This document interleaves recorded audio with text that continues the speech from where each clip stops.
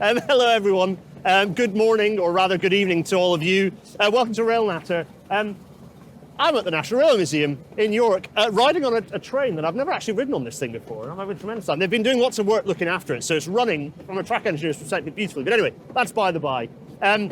Today is, tonight's episode is a delight of a story, or a sequence of stories, really important stories, but some really interesting stories as well. I was at a pro-trans protest at the end of last year, and there were a sequence of really good, passionate speakers, one of which was Aislinn, who works at the museum. And she told a story about a trans woman who, as the story emerged, was instrumental in enabling model trains of a variety of sizes to exist at all. And it's a story that I don't think many of you, and certainly many of the people at large out there who do lots of model railway playing, will know about. And so that story is one that I want to tell tonight as I ride around on one of these things. There's a pond, we're about to go past a pond. There are a few other things I want to talk about as well, and talking about the value of archiving queer history, but also crucially there is a call to action, because if you are LGBTQ+, you work in the railway industry or associate with the railway industry and have a story to tell, well, we've got a call to action for you. I know that some of you watching this will have already done the thing we're going to ask, but for those who haven't, or indeed have no idea what I'm talking about, stay tuned. In the meantime, quick thanks to all the Patreon supporters. You enable Rail Natter to happen. Anyway, while they honk that horn and have a tremendous time, and I'm seeing the face of Mark at the back here grinning inanely. It's nice that they do this regularly and they still enjoy themselves so much. Anyway, enough of me waffling. On with the show. Everyone, welcome to tonight's Rail Natter.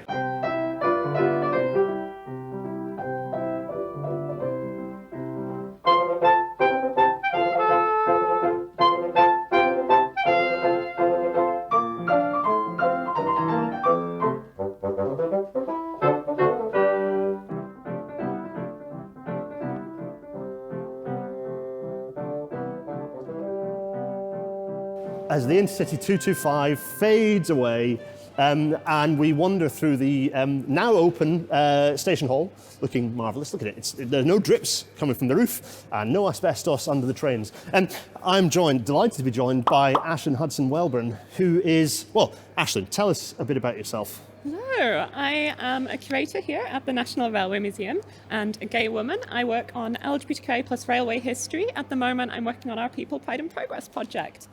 It's there's wandering around the North Shed and seeing some of the fruits of other projects that you've worked on that were brilliant. Just really fascinating little tidbits of queer history. We're going to be talking about some stories today that are really special, particularly Lily's story, which we're going to talk about in a minute. We're making our way over to we're not really, this is magic of cinema, but we're pretending to walk over to the coach that we're going to film this segment that we've already filmed in.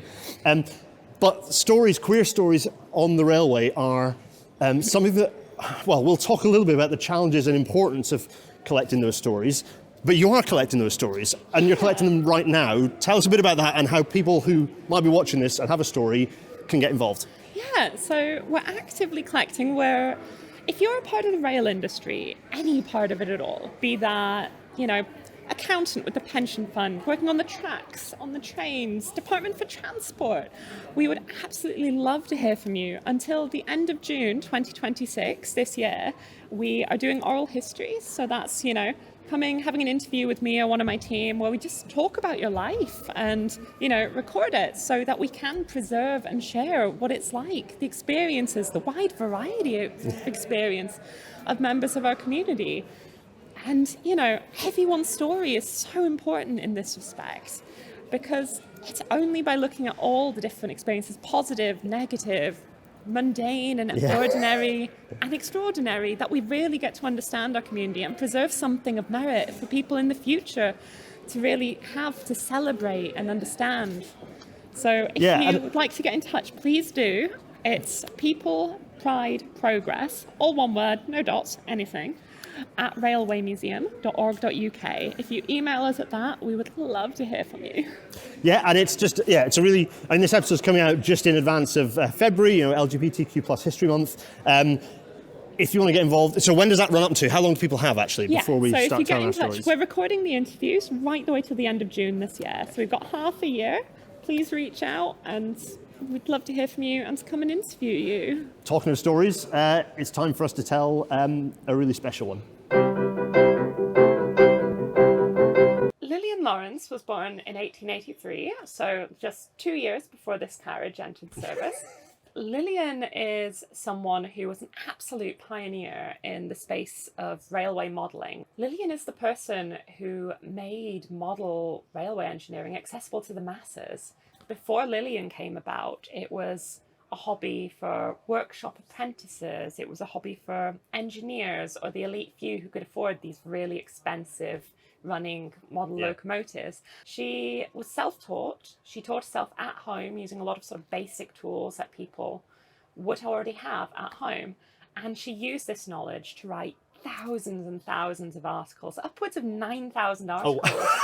As well prolific, absolutely prolific. And she wrote several books as well, detailing how you could undertake this hobby of making these functional models. Without her, you would not have the massive hobbyist movement that we have around the world today. You wouldn't have all the clubs. We wouldn't have a miniature railway ride here in our own South Yard without what she did for this hobby. I heard you telling this story at the protest, and suddenly it hit me like, this is a story that needs to be told. It's wonderful. So tell us a little bit about her background, and then how did she, what did she work in? How did she kind of come into this? She came from a very, very poor family. As a young girl, she talks a lot in her stories about her life, about how she was often known as Dolly when growing up at school and things. And when other schools would come and visit, she would often be taken for a girl. And this was something which obviously filled her with absolute delight or gender euphoria. She's passing. She's passing, even as a small child. And this was something that you can see in her writings really meant a lot to her, because she couldn't transition while she still lived at home. But you hear of accounts of her meeting the footplate crews on locomotives down at the station, and when they would take her for a girl and be fascinated by this girl who was interested in locomotives and wanted to ride on the footplate with them and understood some of the workings of it because she'd study it. And they were absolutely delighted. And obviously so was she, for different reasons. And so right from a young age, you can see this in the story of her life, that she was very much filled with what we'd now consider gender dysphoria. And this is something that led in, we don't know exactly when, but she sort of more openly transitioned when she was in her early 20s, sometime in her early 20s. So having moved out a little, her own independence, she could present how she wants to. She changed her name at this point, and it became Lillian, usually going by Lily instead. And she was often known as Curly as well. And this is because she had really curly blonde hair. And so it became another nickname that stuck with her at this point in her life. And that nickname became the sort of primary name that she actually used throughout the rest of her life. Okay. Even in all her personal letters that survive. So somewhat of a nom de plume. Curly. Curly. Marvellous. Yeah, okay. Yeah. And then in her older age... It's her posting name. Exactly. In her older age, she began to be referred to as Auntie Curly. And she'd always have everyone call her Auntie Curly. Her story, I mean, it changes a bit when she gets to, around 16 or so, I believe it was, when she joined the railway company. She worked for the London, Brighton and South Coast Railway. She joined as a cleaner, as obviously most people did at that time. And then, from that position, you learn the locomotives more thoroughly and you progress often, if your eyesight and medical checks work out, to being a trainee fireman on the footplate. So that's what she did.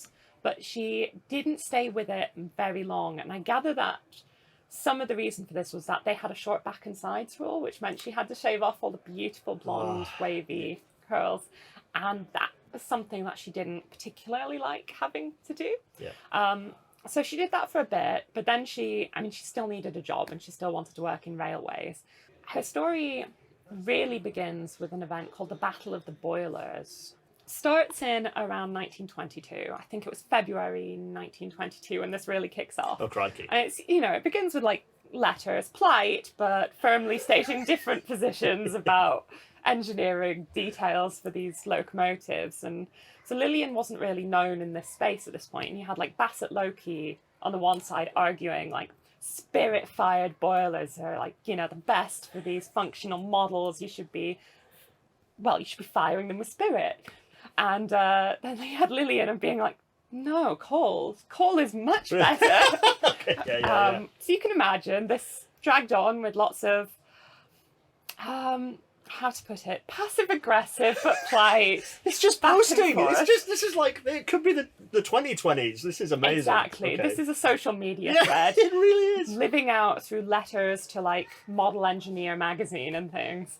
So Bassett Loki, you know, Henry Greenlee brings up challenges, which is this 40-pound locomotive powered by spirits, obviously, and it's capable of hauling behind it 9 stones. Okay. On the other side of that, Lillian rocks up with this small little locomotive called Alicia. Yes. And it was 18 pounds, so versus 40. 18 versus half the weight. We all love an underdog. Yeah, exactly. Okay. And versus the 9 stone that the bigger one could haul, it could hold 12. Yes! Absolutely blew everyone's minds. It could have 2 people pulled around behind it. And it's like this 2.5-inch gauge little loco, you know, pulling 2 people while the Bassett Loki one is just there with one person that it can pull. Pathetic spirit. Hopeless. Exactly. You know, chuck the mess in the bin, coal all the way. Amazing. So from this, like, Lillian gets a lot of respect within the modelling community. From there, she gets offered, you know, column in Model Engineer, where she's given like free rein to, you know, as long as it's polite, like what they basically said, like what you did in the Battle of the Boilers, keep it polite, but, you know, say things however you want to say them. And this really is where her life sort of changes into what we now know her for the most, where she starts to become a prolific author. She starts to write and just write and write and write. And this was really great for her because, you know, being that she was trans and that's quite hard in a very public settings and things, this allowed her to work from home. And she was able to then, you know, transition more. And she did become, and for the rest of her life, she was very shy and anxious about other people. And she really, like, it wasn't till her 60s when she finally just was like, no, I'm not going to ever try and pass masculine for anyone. So it was a bit later when she did that. Through this period in all her writing, she wouldn't correct people. She was often, you know, misgendered as Mr. and things. And it wasn't till she was about in her 60s when she started literally writing back in her letters being like, no. Her writing was just so good that like they were just like, yes, if you will write it, we will publish it. And it brought in a huge new audience to like Model Engineer. She became, amongst people into railways, she was a household name in her day. Everyone knew like Lillian's columns and Lillian's writings. In her early days, she was using pseudonyms though. Like she did write under the acronym LBSC because she loved the London, Brighton, South Coast Railway, who she'd worked for. Yep, interesting, okay. Eventually she starts writing under, you know, L. Lawrence and eventually Lillian and Curly, and people started to become more and more familiar as she got comfortable using her names. Yeah.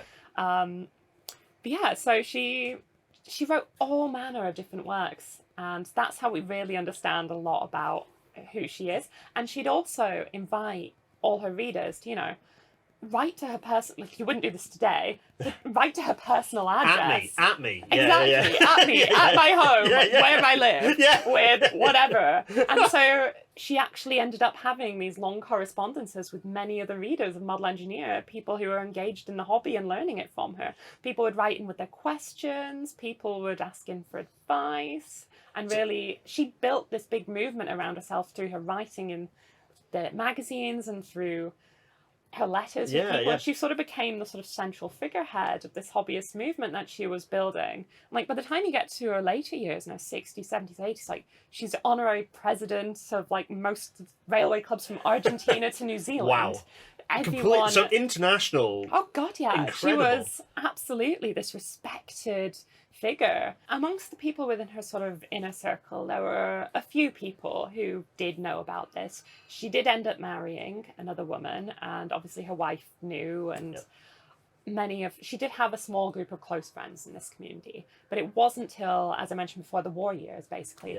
During the war, the Second World War, she became in a factory. I think it was a munitions factory. She started working as like the manager and managing, you know, a whole team of women, at which point she became much more relaxed. And this is a story you hear a lot in like queer history, and like it comes up a lot in the oral histories that I've recorded. Like people will be like, oh, when I worked with these all male environments, you know, I didn't feel like I could be myself. And then then I became a caterer, and the catering crew was much more diverse. It had lots of women and things, and suddenly I could be me, I could be open. And you have a very similar thing happening here in the factories, where suddenly she's working with a crew of women, and women are usually, you know, much more having dealt with a substantial amount of the prejudice themselves, like and so, you know, that's when she really starts. She writes poems about all the women that she works with as well, and she writes them all this, you know, she's still prolifically writing in this period. And so it's really cute, the little poems and things she writes about her colleagues, giving you little personal details about them. Really marvellous. We've got so many letters preserved from her.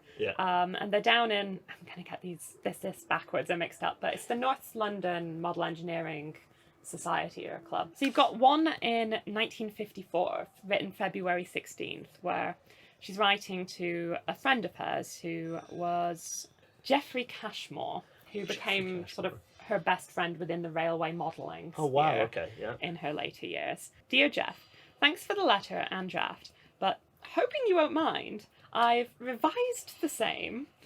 First, to cut out the ches business, which I hate as much as being called maestro or model engineer. And secondly, to eliminate the masculine pronouns, which, thanks to nature, don't apply anymore. I meant to tell you some time ago to address letters just to L. Lawrence without any title. Most folks do. She actually had, with many of the chief mechanics of the various railway companies, right through like the 40s and things, and the 30s, she was actually in correspondence with a lot of them about locomotive designs and testing of things on small scales for them. Like she got heavily involved with full-scale locomotive design through these connections that she built, because she was so respected at being able to miniaturize the art of modelling. It's just amazing. It is amazing. Another one to Jeff. Dear Jeff, thanks for the note. Glad you tumble. Whatever that means. I started life with a bonnet and pink ribbons, and my first name is Lily. Nature does some funny things. Enough said. If you want to make the readers of the news sheet grin, just put under that screen GMC a la curly. It's catchy. the character sings like just it does. It just, you just sense this joyous person. You do. You know, I admit this is outwardly what she's presenting is joyous, and but it is, you know, that it's by this point, given that this is later on in her life where she isn't putting up so much of a charade, she's being her true self. The joy is still singing through. I love it. So this one's in 1959. After leaving the model engineer, they got a new editor in who didn't want to give her as much of a free rein and wanted specific, write me about this, write me about this. And she was like, no, free rein or nothing. So she, you know, left and wrote for other model engineering magazines and their competitors and took her on, because as you do. Too right. But yeah. That's called fumbling the bag to that editor. Whoops. She writes, thank you for the good wishes. If you write again, just address L. Lawrence without any head or tail lamp. Had I run the full course, I was going to give you all a shock in my goodbye lobby chat with a picture of myself signed with my full name. And then 1960, you've got another typed letter with one of her correspondents. When I read your remark about the grand old man and looked down at my skirt and nylons and size 5.5 Delta shoes, it seemed so ludicrous that I couldn't resist the temptation to put you wise. There has been only one LBSC, and that is the old auntie, who is currently now operating this clicking toad. Typewriter, obviously. The story is too long for a letter, but you never should believe what you see in photos. I gave up 20-odd years ago when my throat muscles hardened and I could no longer put on a deep voice. You get this, you can really understand her as a person, like, you feel like you're there chatting with her. I mean, it's a capable writer who gives you their personality almost instantly with a sentence or two, and you really get a feeling for this woman. Exactly. It's marvellous. And you can see what brought all these audiences into her the work. appeal, because you want writing that is completely stolid and free from personality is not easy to read, it's not appealing and it doesn't draw you back in. Actually, writing with personality, whether it's prose or whether it's journalistic, actually the personality within there allows you to know who you're listening, who the perspective you're seeing that or reading from. It's really lovely writing. If we were to turn this into Writer's Corner, I get to call myself one of those because I've got one book out. But yeah, Writer's Corner, like her writing it's so laden with her personality. It's so rich. It's wonderful. Exactly. I mean, she continued in that letter, like, you know, the reason why I never have any strangers call here? If anybody asks for Mr. Lawrence on the telephone, I just say, not here. And if they ask when he will be, I reply, can't say. At one time, I sometimes visited friends. I have very few left now, but it usually finished up with a lobby chat with their wives and daughters about clothes, kids, and the usual feminine gossip. And to avoid offending the boys, I dropped out.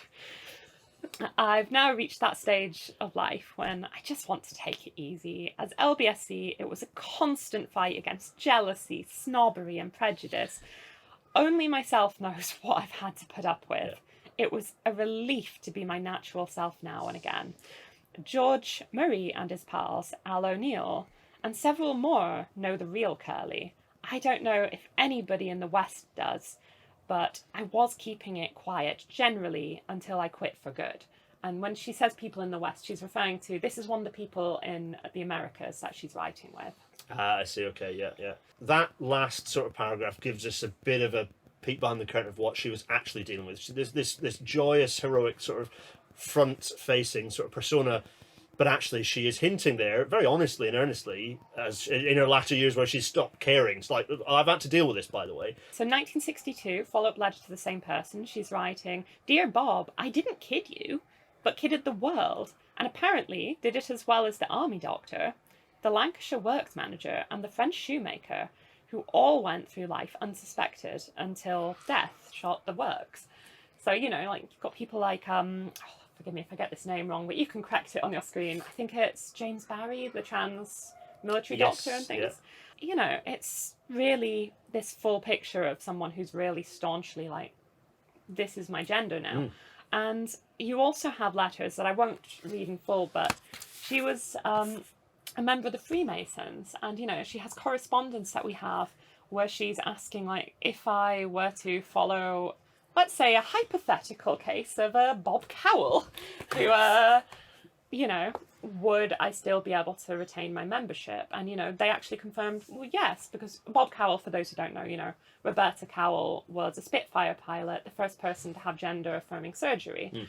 So the first woman fighter pilot.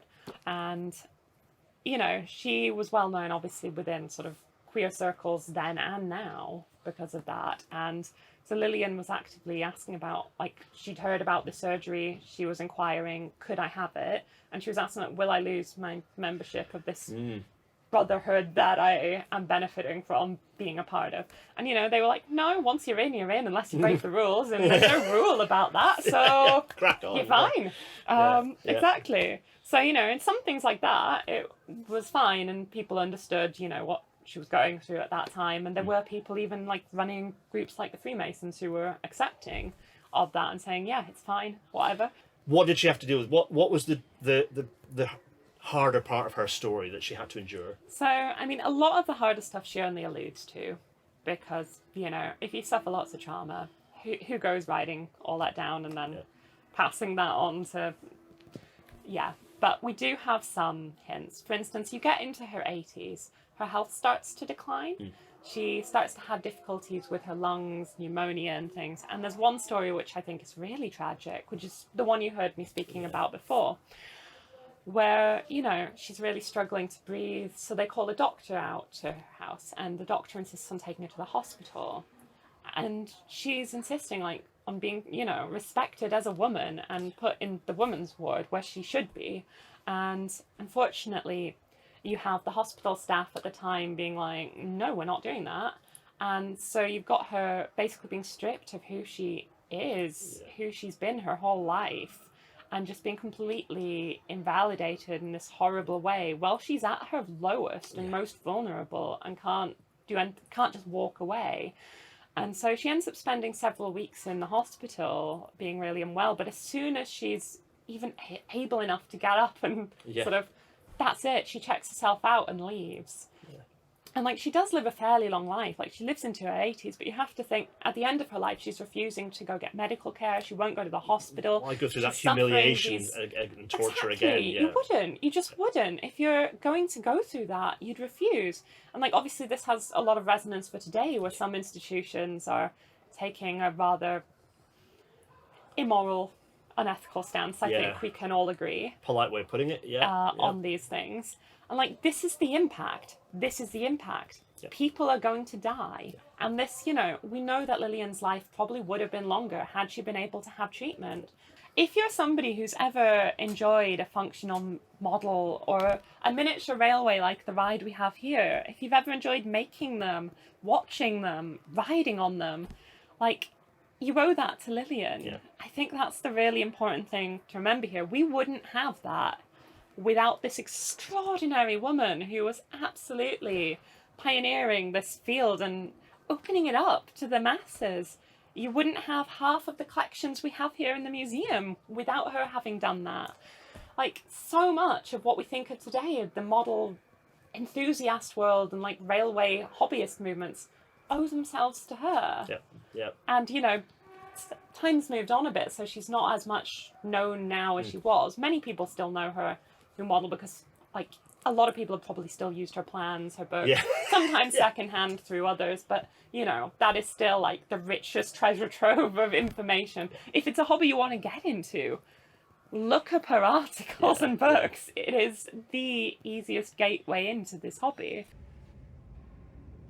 What we're here that we're looking at from Lillian here? So we have a selection of the books which Lillian wrote here, including one detailing how to do model Evening Star, as we have, as you can see, the actual... Literally see 92220 over there, looking very pleased with itself. Lillian was most prolific writing in the magazines, the modelling magazines, so they can be found in other libraries and archives too.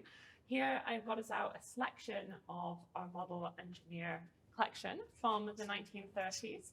And as I say, they wrote for others as well once they left Model Engineer. So we have so many of the journals that they wrote in. So we have the bulk of their articles available. If anyone wants to come and study them, you can contact our Search Engine Research Centre here at the museum and we can get these out. They'll do this for you. They're lovely here. They'll just put them out for you and you can look through them at your leisure. It's marvellous. So the biggest challenge altogether with finding personal experience from the community is, for a start, most people in the community in the past did not write it down. I mean, it was very dangerous for them to do that. You wouldn't risk outing yourself or others.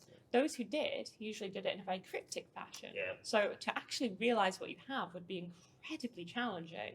And if it was too obvious, you also have the issue of people would often destroy things. Some of Lillian's letters are half missing because they've asked.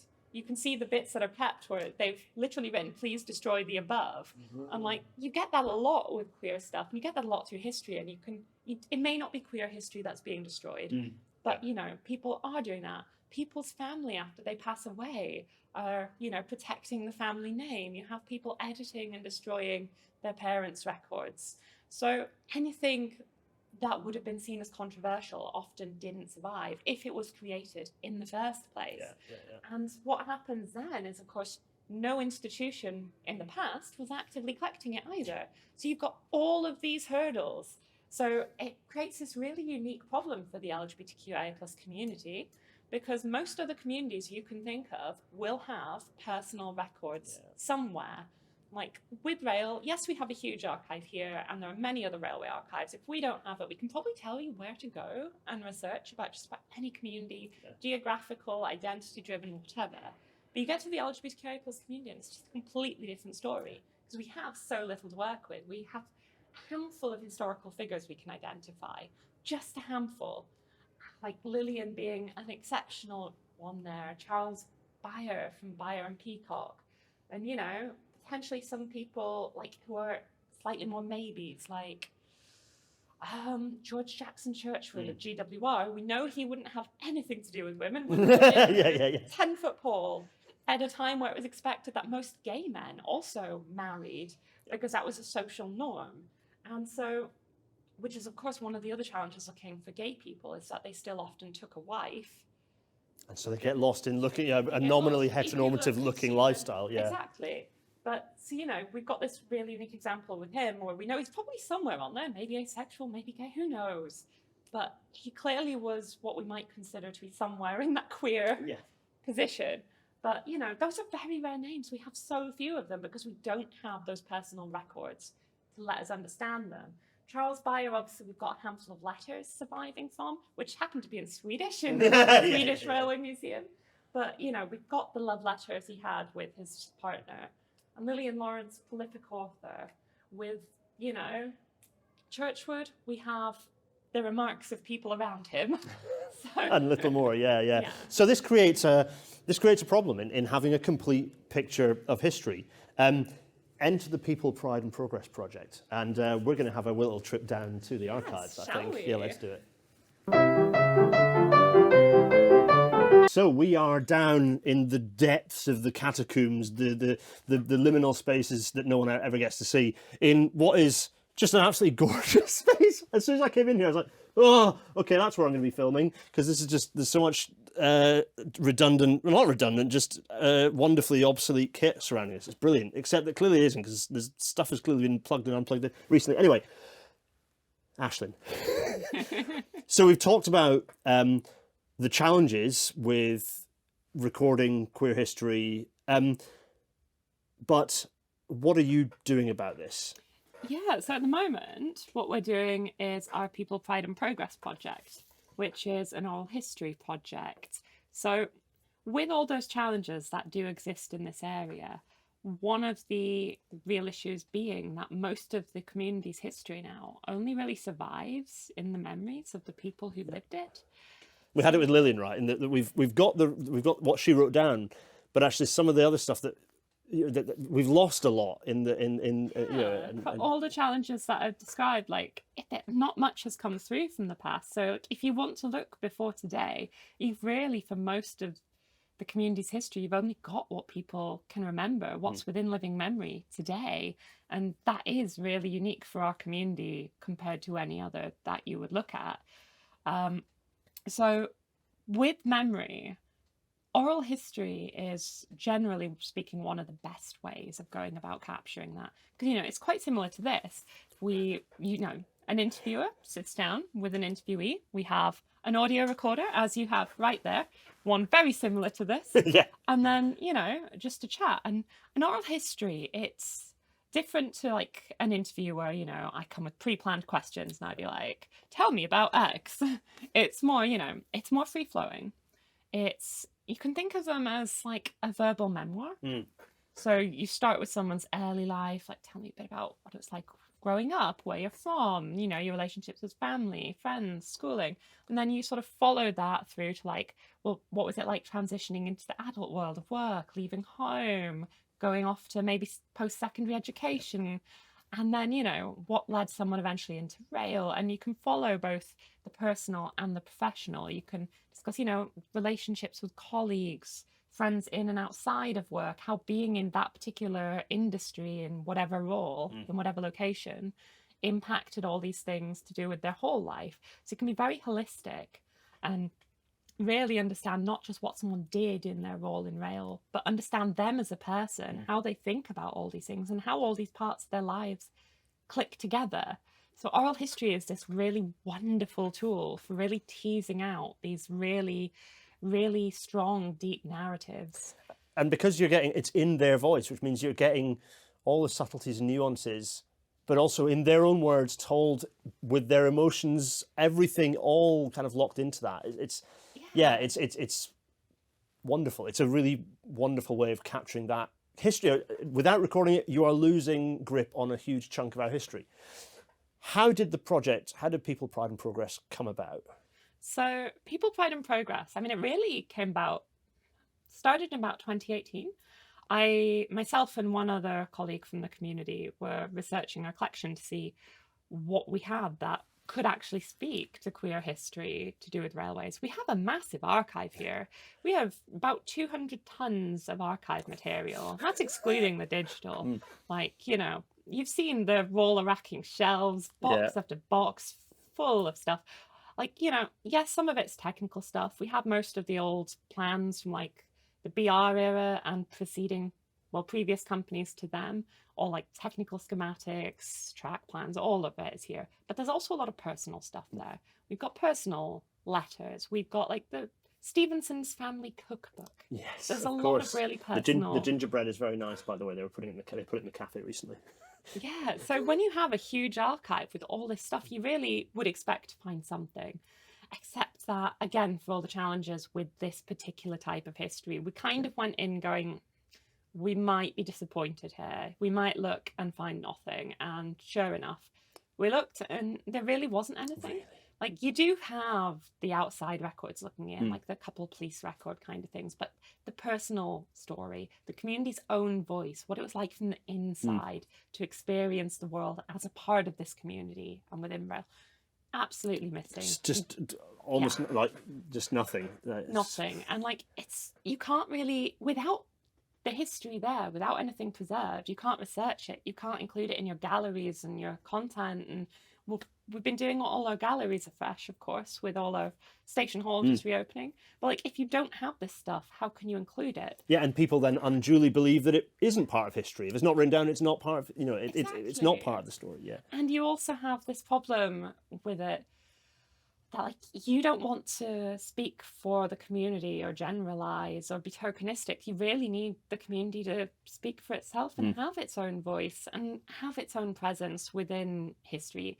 So this whole project was about, re-sewing LGBTQIA plus history back into the tapestry of railway history, making it a part of that story again, because it's there. It's just, you look at the tapestry now and it's missing. Yeah, it's incomplete. It's the beauty of history is in the richness of the tapestry, as you say, and if you've got large sections of it missing, then you're not telling the whole story. What are the numbers we're looking at? How many people have responded? How much have you got in terms of scale?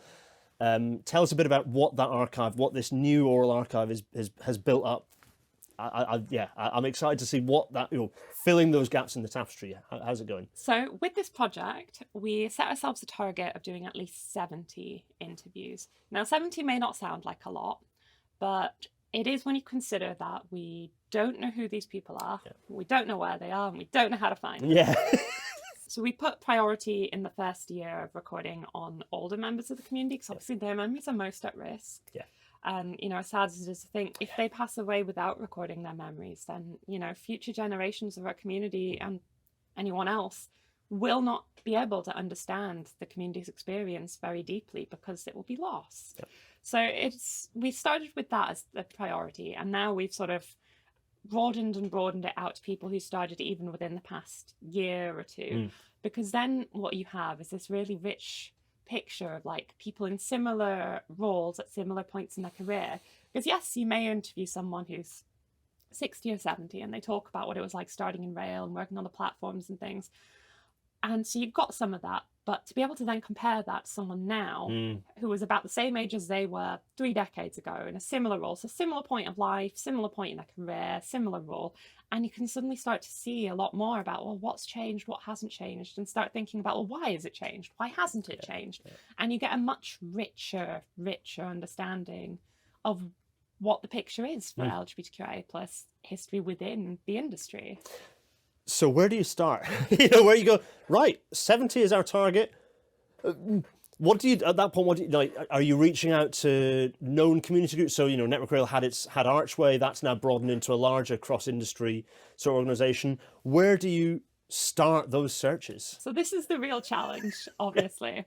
Ideally, I would have liked to say, let's record 500 interviews, but we know this is a challenge. That's just an accepted reality. So we started by reaching out to those existing groups that we know about. So, Archway, Network Rail's LGBTQI plus network. You have ASLEF, has one of the oldest, an RMT, so the unions, and you know that they cross many different companies as well and have those contacts within those companies. A lot of the individual TOCs and POCs, so train operating companies, freight operating companies, have their own LGBTQIA plus networks now. Any of the larger companies within rail tend to, even the non-train operators. you see a lot of that. So reaching out to those groups and sort of getting support in early. So we did that long before we ever got funding for the project. I started reaching out and speaking to the community about my idea and getting a sense for, you know, how these groups felt about this project, what they would like to see it achieve and capture, and how they could support me in order to go forward and find, you know, these people. Because yes, some of them, like if you're looking back to like BR era, you do still have some people who are still at the end of their careers and aren't retired yet. And so there is some access through these networks to some people, but it is quite a small number. And you do also find with our community, a lot of older members of our community are not out even now. Like they would never come forward for a project like this. They'd never put on a census that they're part of the community. It's not just HIV why it looks like there's so few older members of our community. It's because they won't come out in that kind of setting. And it's understandable considering the worlds that they've lived through and the way the world is. And the way, absolutely. Maybe there's wisdom in I was going to say, there's some wisdom and vindication in taking that stance. Once you found some people, you know, they often know someone else and they often know someone else. So it can snowball a little bit, but not always. A lot of times if you're speaking to a retired person, like one of my first interviewees who worked their career in rail in London, but now lives in York, and I interviewed them here. And, you know, it was great. They told me about all these people. Were they still in touch with any? No. Oh. But yeah. we coincidentally found some of the people through others and we were able to reconnect them. Oh, that's lovely. That's really lovely. Like 20 years later when they last saw each other. So there's been some really nice moments like that in this as well. But, you know, so it's a challenge. But some people, you know, do still know someone. And they might know one other person. So it snowballs a little, not as much as other oral history projects. Interesting, okay. Because usually with oral history, you know, I mean, the standard for oral history is like a factory in town closed, or go interview the workers there. You know where they are and how to find them. Or it's a community, a geographical community. But this is everything. This is nebulous. This is a whole country, huge spread. You know, I mean, the railway currently employs directly and indirectly 600,000 people. It's just we're just So if it's not a geographic community where like everyone still does usually know someone and it snowballs rapidly once someone says yes, they get everyone else to. This is harder just because, you know, in rail as well, people moved around a lot and they didn't necessarily stay in touch even once moving roles with everyone. So we put adverts, posters, flyers in like all of the staff rooms around the industry, all the depots. We wrote in every publication that goes to railway workers, even the pension thing included a thing about this project. But the problem with that is like it's really hard to like they're not usually very successful. A lot of people don't open newsletters, let's face it. And you know, for those who do, a lot of people will also look at that and go, oh, that's nice. And that's and a lot of people don't see the value of their own stories, so they'll think, oh, we'll find them someone interesting. I've had a lot of people get in touch and say, oh, I'll find you someone interesting. It's like you're the interesting person. Well, that makes me think of another thing is how do you manage how do you ensure that you've got representation? Because queer, there is not just a block of these are queer stories, and there's such a diversity in experience in people's in the volume of percentage of which that story is painful versus joyous versus all the other like such a diversity. How do you make sure that you attempt to get some level of representation, both geographically in terms of age, because you know you can only really reach out, you can only speak to the people who've reached out, who you've managed to engage with. So how do you kind of balance that and manage that? So, I mean, there's only so much management you can do of that because you are reliant on who you can find and who comes forward and is willing. Like a lot of people we've spoken to, especially older members of communities, just aren't, as I've said. So, you know, there's only so much you can do because we wouldn't turn some people away just because a group's getting more represented than another. And like demographics of rail to this day remain largely, you know, cis-het men. And that is a reality that reflects even in a collection like this. One of the things we did to start sort of showcasing a few of the outputs during last Pride Month, and we kept it going a few months beyond that, was a little trail around an Earthshed gallery that I saw that you'd gone and looked around. And, you know, if you did that, you'd realise there was only one woman's story in there, and the rest were all gay men. And while that is diversity of some sense, it's not a diverse 100%. group. But that was representative of what we had to work with at the time, where we had to choose the clips, Yep. because that's who'd come forward. Yeah.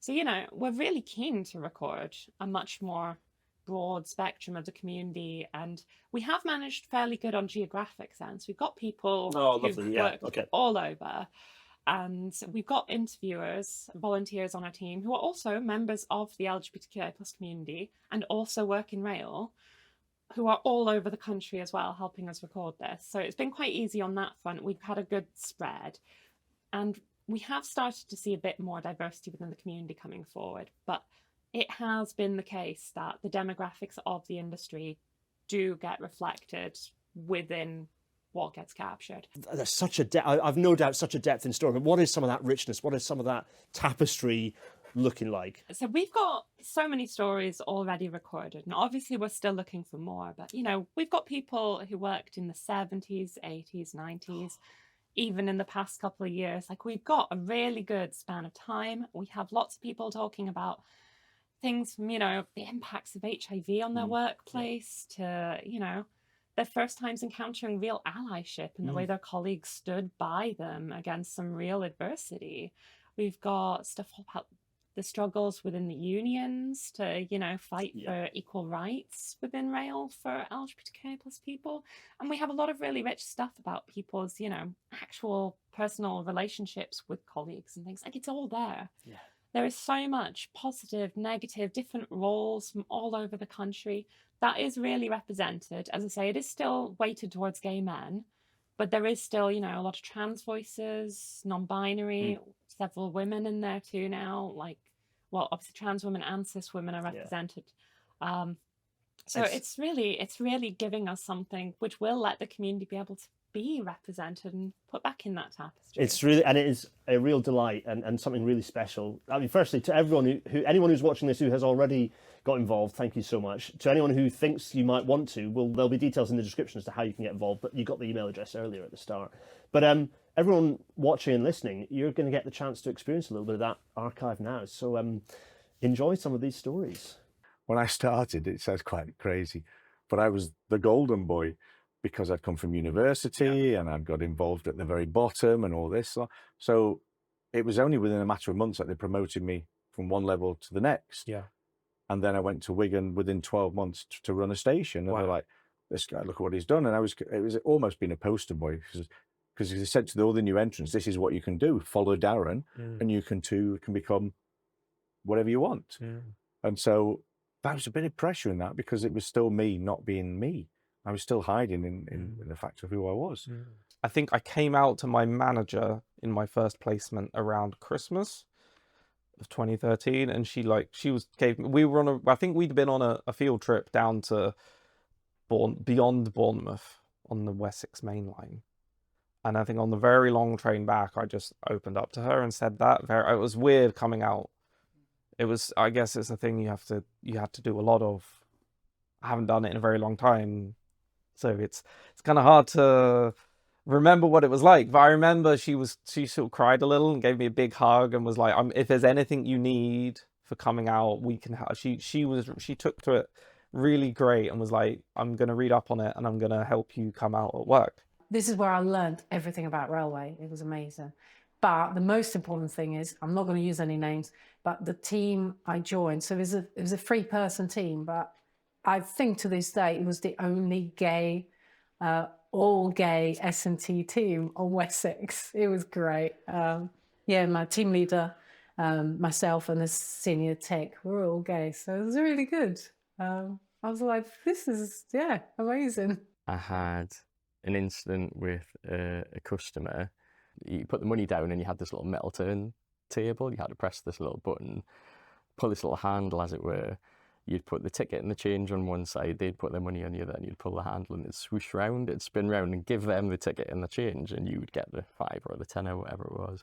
And we put his money down to get the ticket, and I put the ticket and the change on my side, just ready to spin it round. And then he picked the note up from his side.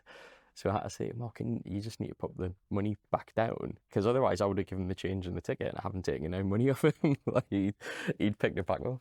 And anyway, he said, you what? And he started like getting angry with us, and then he called us, he used a homophobic slur. And I felt really embarrassed because he was shouting really loud and there were other customers around in the queue. I had two colleagues next to us, one on the left, one on the right, and they were two blokes. One was the shift leader and one was this guy who'd asked us the question at the Christmas party. And when this guy had shouted this slur and he was squaring up to us through the glass, my two colleagues on either side stood up and told him in no uncertain terms not to speak to us like that he wouldn't be getting served and that he had to leave the travel centre.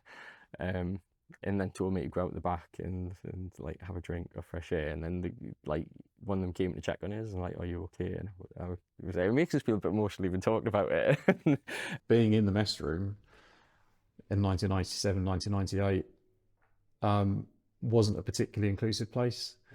I think especially if you're fairly straight passing, people look around the room like they didn't know me, they didn't know I was gay. They'd look around the room, think that it was safe, and the homophobic banter would start. And it is an interesting principle to kind of almost be able to be like a spy and kind of eavesdrop and just see the conversations that people do have when they think that it's safe to. And I wasn't particularly happy there. I certainly didn't feel like it was a conducive environment to coming out.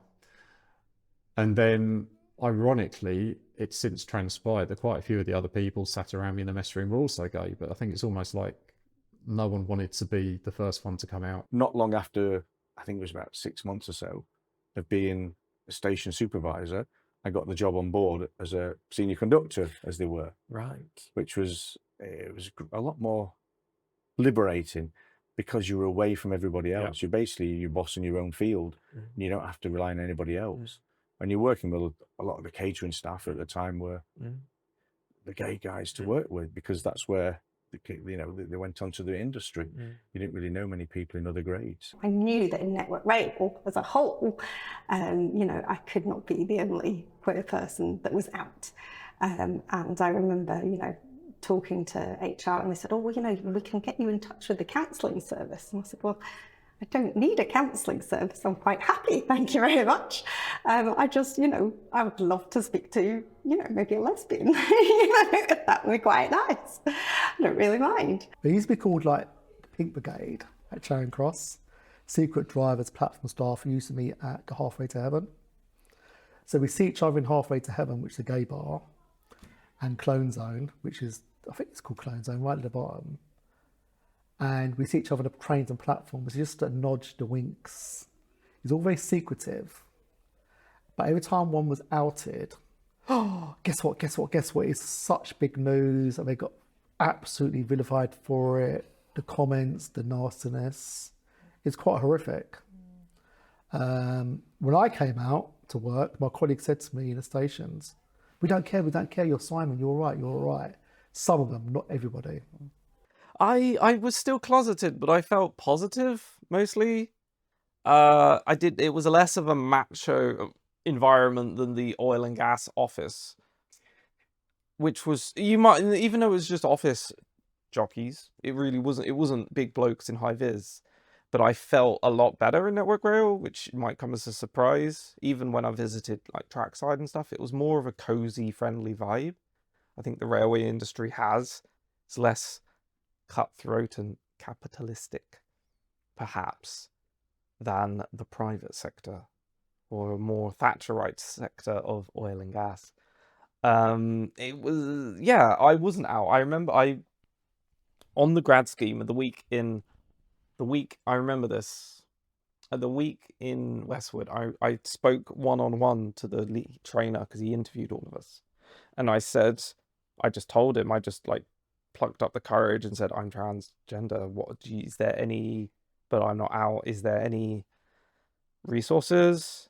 And I think on the last day, he handed me a slip of paper and he literally just said Archway on it. I think that was the time when I changed, because I was working with a lot more gay people. It was almost more acceptable because you weren't stuck on the male macho platform thing anymore. You were working with a lot more women and a lot more gay men. And so you kind of relaxed a bit more, and you could have that banter that a lot of gay men have when they use the euphemism and all the other things. And it was great because I did become more relaxed. And I think that's what, at the point, kind of changed within me, where people thought, oh, he gets on with such and such, he gets on, maybe he is. And then when they saw me out with my partner, it was like, oh, he is. And that's kind of how it rolled from there. So it was because I became more relaxed and more easygoing about the whole thing. We talk a lot about, you know, it's a railway family and all this sort of thing. And for me, no, I've never really felt that traditional railway family is my family. I have a railway family, but it's full of queers. You know, it's very, very rainbowed. When I started in that job, I remember going in the mess room one day in Bournemouth, and there was one particular driver who was having a go at me because, obviously, being 23, young, he was an old generation driver. He thought he could tell me whatever he wanted, and he was having a go at me because I was talking too much on the PA during my announcement. So I said to him, well, that's my job. I don't come and tell you how to drive your train, do I? Don't come and tell me how to do my job. And then he replied straight away, well, fucking hell, now we have to walk with our back to the walls, all of us. And I was like, oh my God, is that what he thinks? Leading up to coming out to my colleagues, management really made it hard for me. I was told not to go to Cambridge in my days off. Free time, just in case, well, as myself, because my colleagues may see me and they'll start asking questions. And then the next week I was asked not to go to the shopping centre at Milton Keynes as myself, because if colleagues were there, they would see me and start asking questions, and they didn't really want questions to be asked. When I hear some of the stories, the beatings by managers and beaten by station staff, I know staff who were beaten up for being gay by their colleagues. It was all brushed under the carpet. Lucky being in London, we was kind of protected from that, but it definitely went on. Some of the bullying was absolutely horrific. I didn't feel that I had somehow had the confidence to take on a very sort of visible role, you know, high profile is the word, I think, high profile kind of role.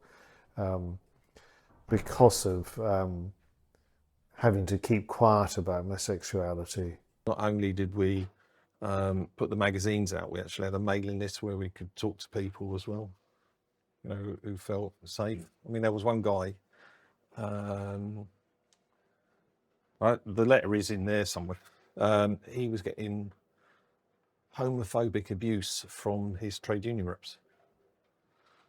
And they refused to represent him at the disciplinary, and they were in collusion, if you like, with the managers, because it was a very small depot on British Rail, and they were just trying to get him sacked. I think that came about in the late 90s, where you could name a spouse, and you have to get signed by a solicitor, notary, to say you were living together at that address. And it's now changed where you don't have to go through that whole process. But some companies, until recently, because of the work we've been doing as a community, as the committees and things, didn't recognise same-sex partners. Remember also about the third carriage of a train. So all gays sat in the third carriage of a train, going home to felt safer. But also the other side was quite a hook up as well. So you get a train from Charing Cross, you all sat in the third carriage. I think fairly soon after that, I met someone, I think it was about the first time I went along to a gay centre in Bristol. I bumped into someone who, you know, I said, oh, who do you work for? Oh, I work for British Rail. And my heart sort of sank because in those days, one of the sort of nightmares was really going into a gay pub for the first time and then meeting someone from work. You know, what would you do or say? But actually, this was fine, and Alan was very nice. We didn't, you know each other through work already or anything. And in the end, it turned out quite rather amusing to know someone else, another gay person who worked in the railways, which seemed to be quite a rare thing. Put a teapot of a code in the window, we use handbag friendly. And that was the secret in Blackpool up north. So I was maybe like 23 by then. They were like late 30s, early 40s. And blokes, like deep voices, like stuff. And yeah, they were just brilliant. And one of them is still there, the shift leader is still there. And I mean, he was my shift leader for years. And it was only maybe a couple of years ago, because I remember talking about this and thinking, I don't think I've actually ever told him in person, and I had a conversation with him maybe last year or the year before, and I said, do you remember that guy? And he said, yeah, the guy going to Durham, and, and he remembered, and I said, I don't think I've ever said to you, but that actually had a real impact on me. And he was like, oh, did it? And he gave us a hug and everything, and I gave him a hug, and I was just like, just thank you. So it was probably, that was like 20 years ago. And it's only like talking about it more recently, kind of thought, yeah, that did really have a massive impact.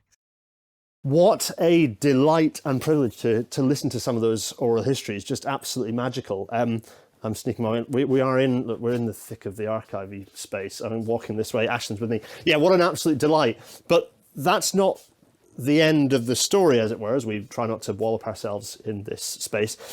Because one of the things, partly from the oral history, but also partly from the work you've been doing, is providing a new lens through which to view the existing collection and things, objects that we have. I'm just going to look at this proper wheelie. Anyway, sorry. New lenses through which Would you like to to play view. with the shelves? I know. I want to play with the shelves so much. Is new lenses through which to view the existing collection. And Ashton, you've got a few things you wanted to show us to that effect, I believe. I do. Shall we head out? Let's do it. We're here beside the rockets. We can start right at the beginning. Obviously, the arrival of rail had a huge impact on every community, geographical and otherwise. They reshaped the world. People in rural places and places without much community could start to go to places where they encountered the idea of there being people like them. So the papers in London establishment was much more hostile to the LGBTQIA plus community than it was in many other places. People think of the UK these days as being at least England, as one homogenous kind of country with a fairly consistent culture. But if you go back over 100 years, into the Victorian era, every little pocket of the country, the culture and the social vibes were different all over. Yeah. It's in the north in general, there were, in the early 1900s, I think there were 11 prosecutions the one year for homosexuality versus hundreds in London. Yeah. So, people though are reading about these in London and being there must be lots of people like me. Yeah. So, it has the counterintuitive effect that people then go there, and that's that then leads to, this burgeoning community, and you get these subcultures forming. And you get all these accounts, if you ever read about Oscar Wilde and his crazy times in London and things, this happened because of railways. Yeah. The way that they changed people's perception of the world and their ability to travel. Railways meant that people, suddenly could start going to less hostile countries. You got queer tourism springing up, where places like Berlin, Amsterdam, Paris were hugely popular for people to go and visit because they knew they were queer friendly and they could get a break from the hostility. As an era and an epoch of changing the way that communities could speak to each other, speak to people in different locations suffering similar things, social media feels like an epoch in that sense of widening the ability for people to access their communities, it was those lived experiences. In communication as much as transport, when you think about it. It also gave us, our consistent time zones and everything. It really did a lot to change the world. But if you look at the fact that queer venues, gay bars and things, if you look where they are in any city or town, you'll find they cluster together, yes, because they're little zones that they kind of coalesce in, safety in numbers and all that kind of thing. They're almost always next to the railway station because they weren't just serving the little local community, they were serving a whole hinterland around them of all the towns and villages. And you still speak to people today in the community who in the 80s and 90s, one person I know who was in rural Wales, and on the weekends, what did they do? They took the train in central London. because that was where they knew they had community and culture and people like live that. themselves, live their true self as their true selves, express themselves how they want to in a So, safer space. Yeah. The coming of railways made huge changes for the community. It made changes for where people went, how they lived, where they lived, and it also made it much easier for people to relocate their whole lives. Railways brought so many new types of spaces that people had never encountered before. So you had compartment carriages. If you go in an original compartment carriage, the carriage is locked. If the carriage is locked, it's a semi-private space. It's private at times, public at times. And, people from all walks of life come together into these spaces. They're liminal spaces. And the railways brought loads of those, not just compartment carriages, but railway Waiting rooms, hotels sort and of- things. yeah, You yeah. think of a railway hotel. What was it originally used for? People were breaking up really long train journeys. So they didn't want to book a room for a night or a day. You'd book a room for a few hours. And if you booked a room for 3 or 4 hours, it was perfectly normal for people of the same sex to take a room together. Yeah. So it meant that suddenly there were a lot more liminal spaces where people could travel and meet people and have private spaces away from prying eyes and ears of neighbours and other authorities. Yes, we do know about this because there were occasionally police raids, and that meant, yes, sometimes, on occasions, people were caught and prosecuted, which, thankfully for us today, that is how we know about this. The very first narrative-driven film ever made was called Kiss in a Tunnel. Set in a carriage like this, 2 lovers kissing in a tunnel. It tells you something about the popular perception of these spaces at the time. And that was hugely important for the queer community more than any other, because it gave us that privacy. You're all familiar with this rather pointy thing here. It's the front end of an HST, of course, Class 43 in modern parlance. But we're not here to talk about that. We are, in fact, here to talk about, Ashton, come with me at high speed. We're here to talk about this down here. These down here is a bogie, and within this is a set of brakes. Everyone knows the HST. It's known as the locomotive that saved Britain's railways. It's an icon of British engineering. And the innovations that allowed it to do that were its brake system. So in the 1960s, people were moving away from rail. There was talk of just ripping up the lines because, competition from road and air. It was faster often to drive to your destination than take the train, like high-speed express intercity trains, They're traveling at like 80 mile an hour to 100 at the high end, usually below that, because they had to be able to stop effectively if they came up against, a yellow signal or a red. That's the trick. You've got a signalling system that has been built that you cannot just completely radically change because it's fixed signals, all set at block distances defined potentially a century earlier. And so your technology is limited not by how quickly you can accelerate necessarily, but by how quickly you can brake. Yeah, like obviously the Mallard broke the speed record in 1938, 126 miles an hour. Going fast isn't necessarily a problem even for steam. Yep. Being able to stop again, that is your problem. So how do you do it? So Ron Wallally, he was a young electrical engineer back in the 70s on this program developing this locomotive. And this was a time when there wasn't really electronic systems in trains. The skepticism about electronics from BR engineers was very much like, no, it's not reliable. I don't want to be hauled in front of a parliamentary committee. Thank you. Yeah. But he was there insisting that, no, like he was brought in to, I believe it was Davies and Metcalfe, to develop an electronics department. And he argued that, well, the only way to get this thing to slow down in time was to engage the brakes faster, because you had a pressure system in which it only released usually from one end. So in a vacuum, the pressure travels at the speed of sound, but it's not a straight vacuum. The systems of these is all over the shop. So it took about 11, 12 seconds on a lot of trains to engage the brakes all the way down the train. And if you try and adjust the brake pressure, just as long for that adjustment to happen. So it took a long time to operate the brakes. So you needed to do that faster. So what he wanted to do was very similar to what modern trains have. He wanted, and was advocating for, full electronic controls in every single carriage and full integration with the track and reclaiming fully energy. distributed electronic control. All of that. Engineers at the time were just like, you what? No. So, he managed to go for a compromise position where he's got an electronic control unit at both ends of the train in the power cars, and it dumps the pressure from both ends of the system simultaneously, which allowed it to go to, decelerate much more efficiently than any other loco design. It's such a good brake system that all surviving HST still running are still using the system he designed as he designed it. It was never upgraded. It was the innovation that allowed this loco to travel reliably at 125 miles an hour, saving Britain's railways, bringing passengers back, often cutting journey times by over an hour on some intercity routes.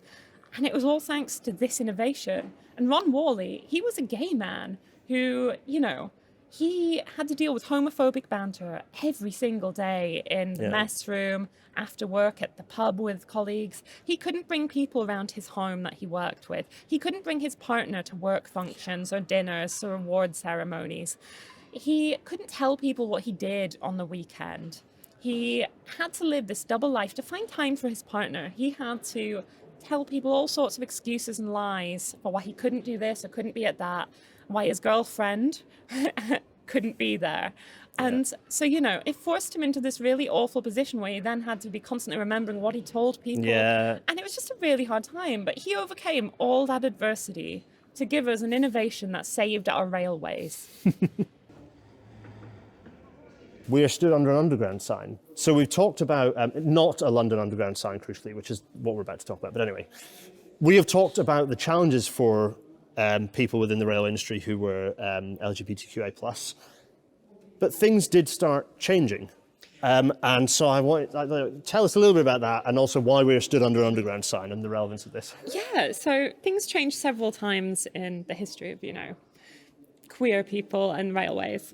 You had 1967 with the partial legalization of same-sex activity between men. What this led to was a lot more people feeling confident being out and open than previously. Still very few, but more than before. And so what happened in places like the London Underground was some people in some depots would come out, and, that meant people would then be like, oh, there's one of them over in that depot. And that meant more people in the community would be like, oh, well, if I go over there, there's someone like me. And then it just kept happening and rolling through the 70s to the point that it was part of the banter of the underground. Like, people who were homophobic would be like, oh, you're one of them. You should go to Parsons Green. And I was like, ooh, okay, and sure. That's it. Like, oh, all right, okay. then. Yeah, thanks. Bye. Cheers, so they did. So you ended up with these really nice, what we now call pink depots on the underground, places like Parsons Green, where you had these really strong communities of LGBTQIA plus people and allies, and people could be themselves. And it created these really nice little communities. And I think I really wanted to kind of end on, as we go into our nice outro, there's a few more things we want to say, and talking about why it's so important to record this history. But I wanted to kind of just hold on that point, that moment of like joy and progress, and the fact that there is progress. And in a way, that is why it's so important to capture this history. But we're going to talk more about that in a second. So I think you've done a really nice job of showing us how important it is to collect this history, how important it is to capture the complete history of railways, not just specifically about queer history, but ensuring we have a complete tapestry of the history of railways. But I suppose, Aisling, for you, why is it so important that we capture queer history on the railways? Yeah, I mean, the thing about railways and telling their story with any form of engineering and science is it is a human story.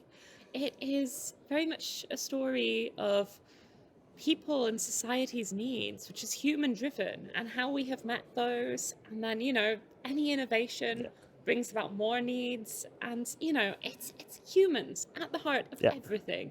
And I think it's really important to make sure we understand the human element of those stories. And similarly, we're a museum. We serve a huge audience, and everyone deserves to be represented. No one deserves erasure. So it's really important to us that all of the communities and audiences that come here can see themselves reflected in some way, and something that resonates with them personally and their own journey and experience in what we have and the stories that we can tell. What a perfect way to end. I have nothing else to add. That was a Rail Natter, which I hope you've all enjoyed. Aisling, it's been such a delight. Thanks so much for being our tour guide. Kitty, who is currently holding the camera, thank you as well to you. Everyone, see you for next week's Rail Natter. For those of you on the £5 plus Patreon tier, see you for the bonus in a little bit. In the meantime, it only remains for Kitty waving behind the camera and Ashlyn and I to say cheerio, cheerio everyone, cheerio.